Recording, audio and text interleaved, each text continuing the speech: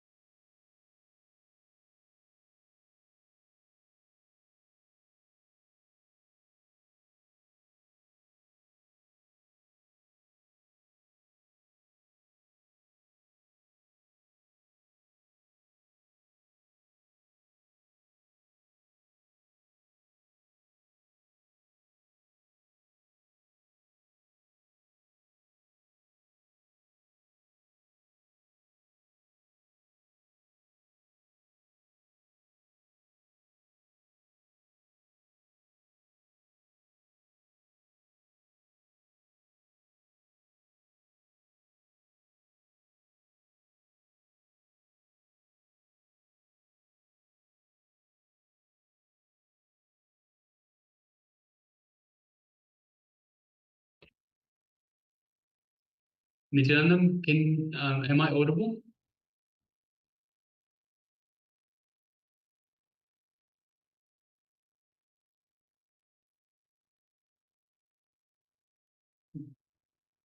Yes, Nithyananda, if you can hear me and see me, I can ask everyone to wave their hands.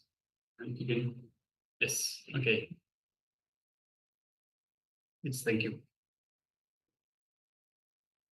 So we have a special occasion for you all today. Yes, so sorry for the technical glitch of the audio. So we were announcing before that today is a very auspicious occasion of Mahaparinirvana Day. This is the day when Swamiji's biological father attended Mahasamadhi. So Swamiji will be gracing us on this day and receiving the Maheshwar Puja. Maheshwar Puja is a very powerful ritual where he liberates the departed souls. So many persons will be offering the Maheshwar Puja and Swamiji himself will be eating the food offered and from the departed souls and liberating all the departed souls. So the Maheshwar Puja itself will be happening at 12 p.m. IST and 1:30 a.m. ET time. So make sure you join us. You can join us via YouTube channel, of course, the SPH YouTube channel. All right. So with this, let's enter into the power manifestation room. Yes, and today's power manifestation is the power of quantum memory. So we will be, even though it says memory, we are not actually using the memory as such. We are going beyond mind, beyond memory. So we will be downloading directly from the cosmic archives the information that is being displayed. So we will display a page of a book by the Supreme Pontiff of Hinduism. So the book is Science of Living Enlightenment. And we will display that page just for maybe 3 seconds total. And the idea is not to try to read what it says on the page itself, but just to gaze at the page, connect to it, and through the power of the quantum memory, download from the cosmic archives the information about the book itself. This is a very powerful technique you can use in your daily life as well. So once you master the technique, once you start manifesting this power manifestation, you can simply just walk into any shop, any bookshop, have a look for any book that you like. You don't have to purchase it. You just open it, download all the information about it directly from the Cosmic Archives, and you have all the information at your fingertips. So the Cosmic Archive holds all the information that ever was, that is, and ever will be in the entire cosmos. So all this is at our fingertips. So let's just get ready for the power manifestation. This question from Master Nithyananda. Just to confirm if there will be a Zoom session for the Darshan, just on YouTube. Yes, so this is going to be a Zoom session which will be going only for the participants, those who have offered the puja. All of us others can join us on the YouTube channel. Thank you, ma'am.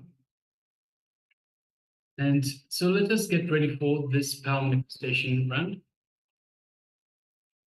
Let us sit comfortably with the head, neck, and spine in a straight line. So once again, we'll be displaying a page from the Science of Living Enlightenment. It will be page number 300. So please don't and search for the let's do this power manifestation. So it is the power of quantum memory. We will be just glancing at the page, not reading it, just glancing at it. And then we'll be connecting to Swamiji. We'll be manifesting the power of quantum memory, downloading the information directly from the Cosmic Archive. So let's start displaying the page itself. And that's it. All right, so let us sit comfortably with the head, neck, and spine in a straight line. And let us just take a couple of deep breaths in and out. Deep breath in and deep breath out. Breath in and deep breath out. All right, let us invoke Swamiji in our inner space. Should be quite easy for us right now. We're just at the end of the darshan itself. So let us invoke Swamiji in our inner space, just remembering Swamiji in the inner space invokes the master. We simply just remember Swamiji in the inner space, which is just below the heart center. So in the center of the heart, just below that heart center, around the same area as the solar plexus, we have the Ananda Ganda, or the inner space. Remember Swamiji in the inner space? And just take a moment and feel Swamiji's love, his compassion, and his infinite wisdom, his infinite grace in your inner space, in the Ananda Ganda. Just take a moment and feel Swamiji's energy flowing throughout your entire body, out to every corner of your body, every cell being energized, being rejuvenated, being excited by this wonderful superconscious energy that Swamiji is radiating. Just take a moment and feel the space of oneness with Swamiji. Just feel the warmth, feel how nice it feels to be in oneness with Swamiji. You are in oneness with Swamiji. You are one with Swamiji. Now let us move our gaze to the third eye, just between the eyebrows.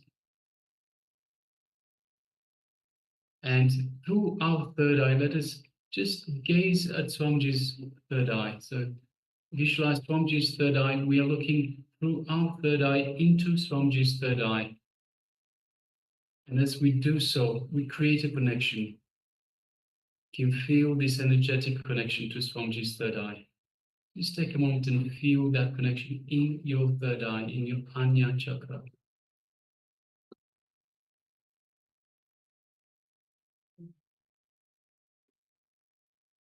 Now let us start chanting Mahavakya.